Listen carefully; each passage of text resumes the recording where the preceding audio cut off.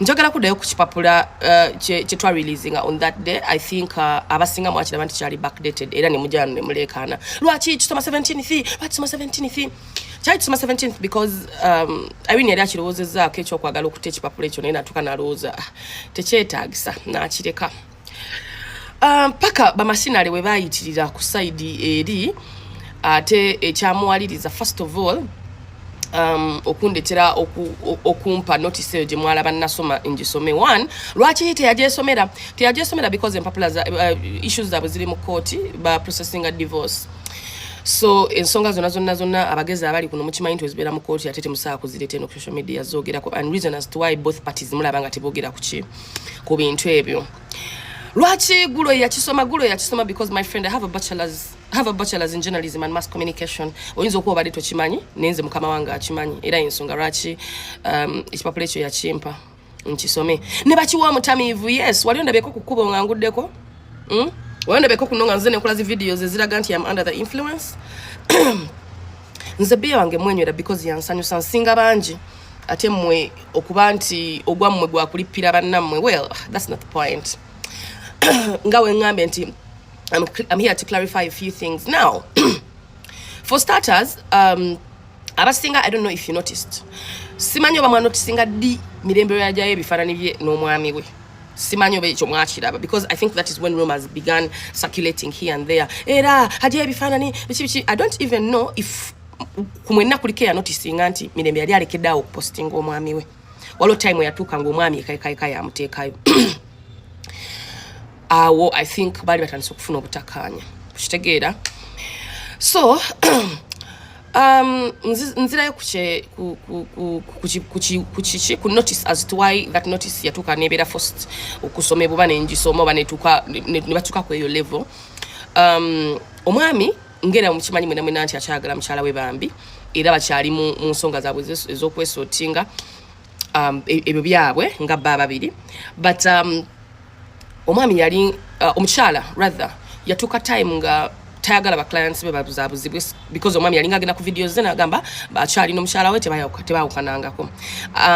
Kati nga ba clients bambi osobola okusanga omwami ate no depositingako ssente zo ku beddings nga ate bali tebakwatagana ekyali kiyinza okuteekawo akabeera mu business. Reason as to why yavaayo aclarifying nti bannange nze sirimu ene arrangement ya bufumbo n'omwami oyo so that abayamba mwena abadiiringa naye mubeere nga mudiiringa naye ku lwammwe kiremena ku affecting a business because osokusanga omwami n'omuwa ssente z'amasuuka n'ogamba depositing zeewo omwami ate nga bali already tebakwatagana oba munfuna n'ensonga endala reason as to why eyo notice yali ino okuvaayo ekole ki esomebwe. Yeah. So abasinga muli mu kubuukira abantu ab'enjawulo kati kansokere ku Chamami Happy Home. Omuntu yenenena nga muvudde kummwe mwena abeeyogeza waneeno mukwano gwe tasobola kufuna buzibu. Yeah, mukwano gwe tasobola kufuna buzibu mu butuufu najja ewuwo n'omugoba ekiro ekyo n'omugamba genda. Baganda bammwe abasajja abali wano aboogera tebasobola kufuna buzibu mu maka ebyamaka mubimanyi. Kale saawa eyo omuntu omuleka naawe weera naye njagala nnyo mukitegeere nti emikwano family bafather buli yeetaagisa okwogera n'emirembe yayogera naye tewali waneeno ayagala baawukane na mwami we okitegeera naye omuntu akkirizibwa okukola decision ye nga ye okusinziira olaba bantu n'emirembe naye yeekubira omulanga eri abantu babayambe mu bufumbo bwabwe paka we yatuuka ekiseera n'akola decision ye ng'omuntu ng'alina ensonga ze n'agamba waayi bwe kiba nti kyabufumbo kirabika bukoze eki buganye mumuweemu time yerowooze bajja kwesootinga n'omwami we okitegeera. So this whole nonsense of munno tomanyi biki byabadde ayitamu personally I know naye waliwo ekintu nange kyensobola okugamba oba waliwo omuntu byasobola okuyitamu mu butuufu nga kiba kisigaliddeyo okwesalirawo because olaba ebintu by'obufumbo first of all omuntu ayagala bbaawe tosobola kumumukyaya nga ye akyamwagala ate era n'omuntu akooye omusajja oba akooye omukazi tosobola mukaka muddira nga amukooye. So all that said, mirembe balina family bayambye okutuula mu bintu ebyo. Reason as to why mwavaayo mwena ne muwulira nti mirembe yatuuse okuba nti takyakwatagana na maama we nga maama we agezezaako nga bw'asobola okumakinga sure nti obufumbo obwo bukola ki buwaakinga. Mirembe watuukira okuba nti atuuka okudisagreeinga ne maama we kiba kitegeeza nti ne maama we alemereddwa. How about us emikwano nababuuzizza mirembe mubawe mumutuze n'omwami we mulemererwa bakube emigo tumubawe mwe mumubulirira ddeyo ngaye musiba mwasamirira kuneno ku media munamwe mwe bufumbo bamwe nyabo tumubawe mwe munoza yo bufumbo bwabadde tabwagala guys tuleme kudda kuneno ku internet just because tuina data otandikwe okukola video ebyekisiru. You guys are looking like fools. Otandika kola video ebyekisiru dambu fumbo bo nkachechi bakikujjayo gwo asoso kukuba chicheche mwami kyakola kikutuso kwagala kuva mufumbo. Guys mirembe mukazi mugeze nnyo okusinga abantu 100 wano. Actually 80% of people abali kweno apo abasinga amagezi because tasobola kubeera nga asobola okumanaging branches 3 nga sasula abakozi nga sasula bills nga ate omulaba nti progressing nga n'ogamba nti n'omuntu bwatu talina magezi. Abantu mubakkirize bakole decisions zaabwe ng'abantu abakulu. Kitegeera bw'aba afiiringa essaawa zino kiyaka ekyobufumbo kikyaganye mumuwe chance. Olabwe buzibu bwa public relationships n'embaata esembayo n'omusirusiru atasobola wadde okusasulira omwana we okuwadde omwana we kyalya ayagala abawo opinion n'omusirusiru atasobola wadde okumanaging akasitolo ka chapati ayagala jaawo opinion. Guys abantu mubaleke. We understand buli muntu abadde ayagala couple. Personally nange mbadde njagala era tusaba nti maybe Katonda buli omwa mukakanya omutima kitegeera balabe if they can work things out really because ensobi zibeerawo mu bufumbo naffe ngera emusiba mutugamba nabo banno balina bagumidde naffe yes tulina bitugumidde okitegeera naye ensi yonna tegumye mulimu abagaana okuguma mulimu abalemererwa mulimu abanafu abantu mubawe chances. First of all obufumbo tebunabeera mu mwana nti tunagamba nti munange abaana bagenda kusafaringa munange ddayo kulwa abaana bo so naye ne wandibadde bulimu abaana ng'omuntu atakoze decision ye ng'omuntu omukulu abantu tubawe chance okitegeera ate we yandifiiriddeeyo mu bufumbo nti kale ayina byabadde ayitamu munanga ate naafa ne bagamba ate bambika maama. That girl for starters is a very strong woman nti mwora kuba mulowooza nti olw'okuba nti bambi kali social nti buli gwe mulaba nti kaseka naye mbu mukwano gwako mbalabe nga mulippira buli muntu waneeno ndooza ku buli video ya muntu gwe mwali mulabeko ng'asinika ne mirembe mugenzeyo ne mumubuukira fake friends mwe mizina mwe miyayu muganya bannamu okubeera mu bufumbo. Obufumbo tebalina gwe babukaka kubanga first of all tewali asaba permission nga abuyingira wabula buli muntu agala kikuyingizeemu nga bukoze eki inga buganye. So buli muntu agenda okuyingira obufumbo bwe nga abwagala baneetukendeeza emimwa.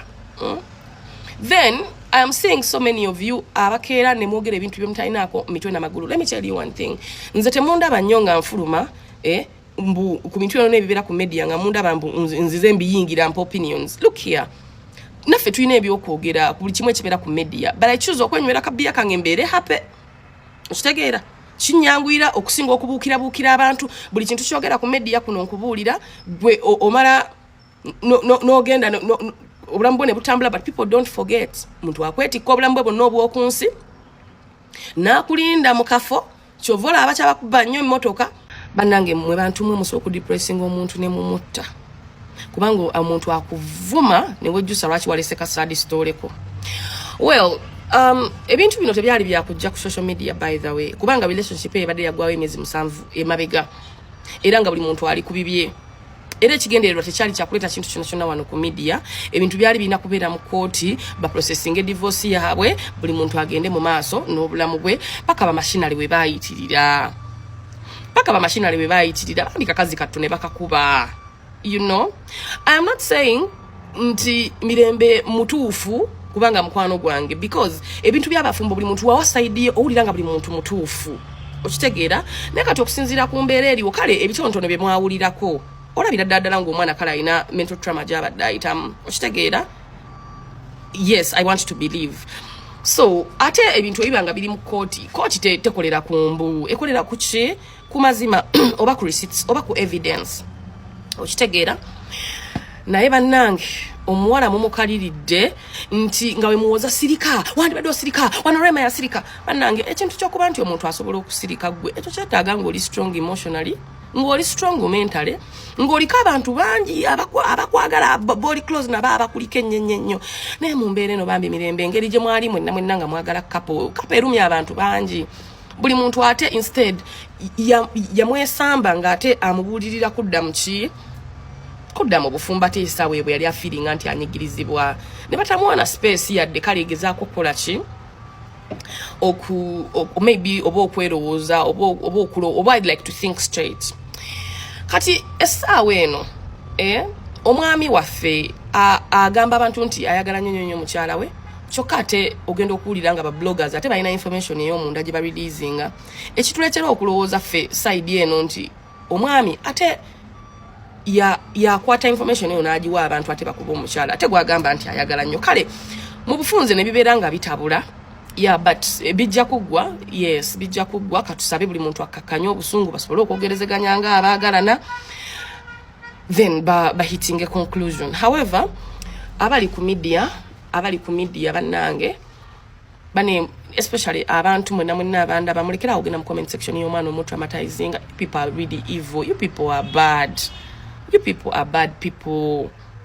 Olaba kakati mirembe abadde ayagala enkuyanja nsambi abadde ayagala enkuyanja ogenda mu comment section nga bamuvumya obusiru obutategeera kati olofa abalala social media mujajinga nnyo mulimba kati ate omuntu omulala bambi agenda okuva eri ne kasadi story ke abantu bakyetta abantu bakyafa depression ate bamala okufaawo maama ne mulyoka muwoza kamaama akabambi meyigodi biki ne musoka mujjula ku nnyimbe ba tiktoka ne musoka mujjula ku nnyimbe ne mulago okunyolwa okulumwa kyokka nga bambi ne kyabadde ayitamu nga wakiri yeetaaga kabistrongo temusobodde. Kale kabistrongo ekabakaganye then muleme kukomerera especially mwenna abamanyikiddwa abalina following muyimirira ku channel zammwe muyimirira ku page zammwe ne mwogera ebintu bimutayinaako mutwe n'amagulu.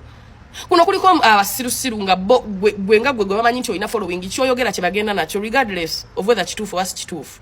Era bo bamanyi nti nno yemwe reliable sources zaabwe era omuntu abeera n'agamba kino gundi yakyogedde mmwe kubanga mumanyikiddwa. Abantu ne babeeraawo bambi nga bayisa mu bannaabwe amaaso. So it's very unfortunate nti ensonga zino zaatuuse okujja ku social media. Kibi nnyo naye katusabe. Yeah, katusabe, but don't be too harsh on people. You don't know exactly what people go through mu bufumbo. Abamu temufumbirwanga nako, abamu ne ba boyfriend babalemeredde nga ne boyfriend yakulemye, but you want to wake up or opinion ku muntu abadde mu bufumbo. Guys, tugende mpola mpola.